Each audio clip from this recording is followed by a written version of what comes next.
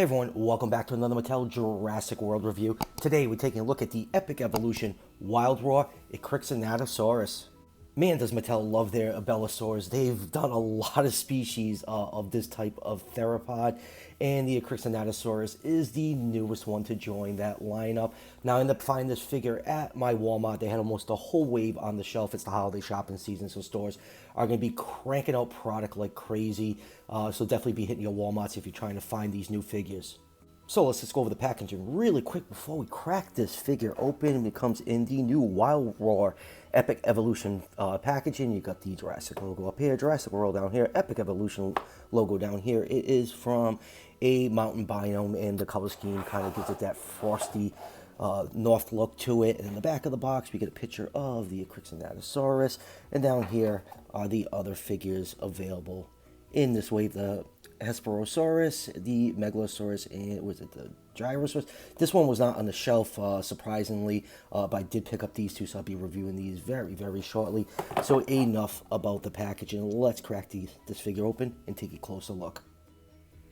And here is the Ekrixinatosaurus the packaging, and it's a very cool looking figure. Absolutely love the proportions on it. Now, if you weren't familiar with this type of dinosaur, you swear this is just another carnotaurus figure from Mattel. And the reason for that is the Ekrixinatosaurus did not have the horns that Carnotaurus did, but for some reason Mattel decided to give this one the horns, so it is very carnotaurus like. They are very closely related, but yeah, this basically looks like another carnotaurus figure, but I still really like it. I like the color scheme, you know, that light gray and that baby blue stripe, and just contrast so nicely together. And you have some nice black over the eyes with those piercing orange eyes, and there is some engineering from the Hammond Collection that is actually showing up in the main line, and I'm very excited for that, but we'll go over that a little bit later when we take a closer look at this figure.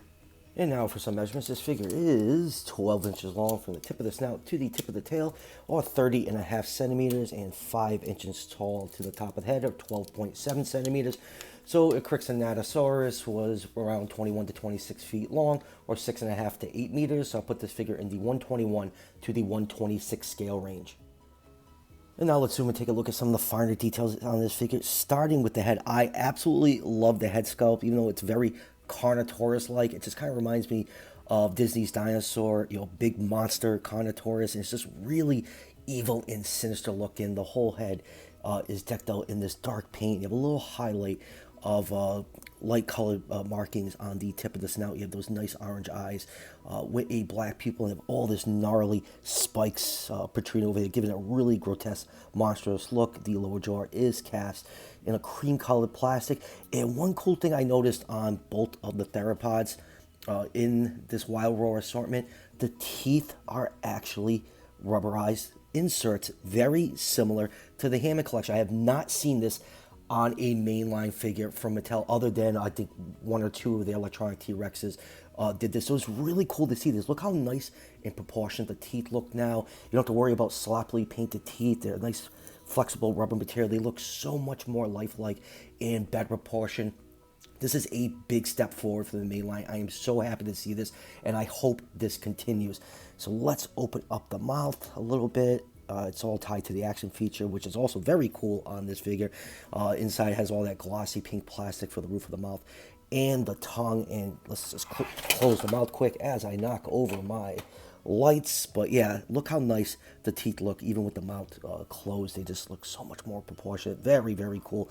So happy to see that feature make it over to the main line. Here's a view from the top, and going down to the neck, we have more of those gnarly looking scales, and we start to get that baby blue striping, which contrasts so nicely with the gray coloration. We have all these large osteoderms peppered throughout the body. Going down to the arms, we have very tiny Carnotaurus, you know, abelisaur arms. Are very cute looking.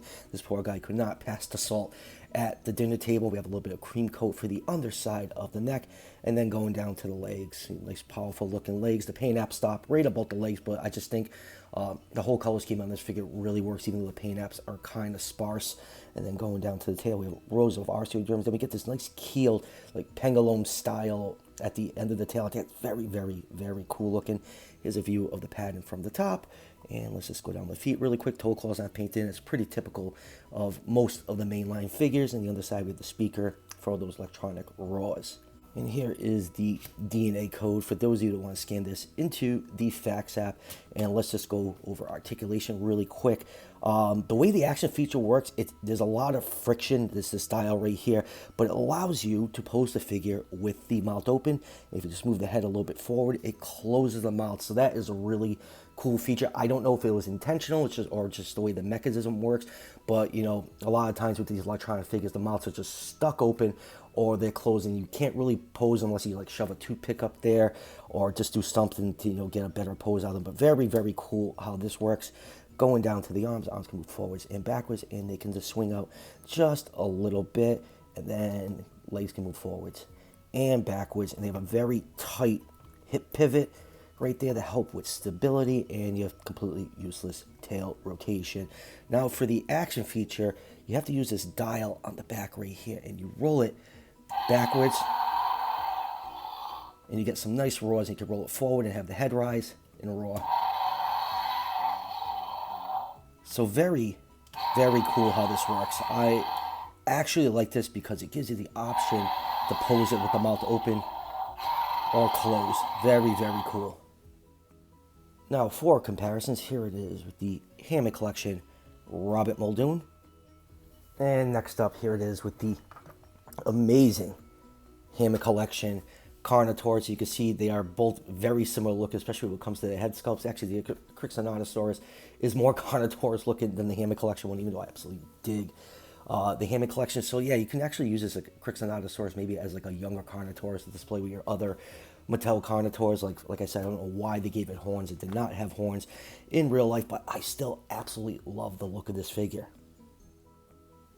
And let's just do a couple other abelisaur figures. Here it is with Scorpio Venator, and here it is with Quilmesaurus, and you can see how much better the teeth look now with those you know, separately cast inserted teeth versus how they were painted on almost all the other Mattel figures. This was very big, goofy, and oversized. It's such a better look.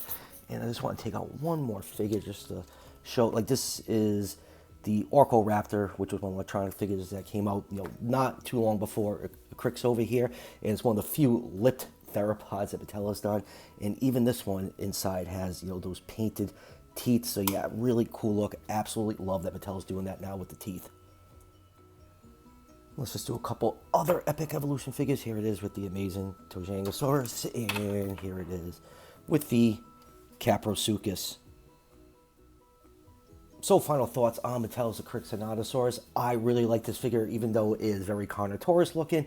I just like the general overall look of the figure. The head's really gnarly and you know, creepy looking, and just that they're doing plastic insert teeth now, it just makes the figures look so much better. I'm so happy to see that in the main line. I've been kind of up and down with the main line, but you know, Epic Evolution has been really good with most of the mainline figures that I've picked up. Love the coloration, the gray and the baby blue just looks really nice contrasting together. And you know, you could use this as like a small Carnotaurus to display with your other Mattel Carnotaur. So yeah, all around great figure, and just the way the action feature works, that you can, you know, pose it differently to close the mouth or keep it open, because there's just so much friction on that action feature, is a really cool touch. So yeah, definitely highly recommend this figure. And like I said at the beginning of the review, I ended up finding this at Walmart holiday shopping season. Hit those stores will be just jamming product, get it out there for Christmas. So that will do it for the review. I got a couple other figures from Epic Evolution I got to do. Still waiting on some PNSO stuff to come in, and should have some production samples of Beast of the Mesozoic Tyrannosaurus Wave 3 coming in the next couple weeks, so stay tuned for all that. And as always, if you're enjoying the content on this channel, show your support by hitting that subscription button just below the video. Each subscription helps out the channel tremendously, and it's greatly appreciated, and I'll see you guys for the next one.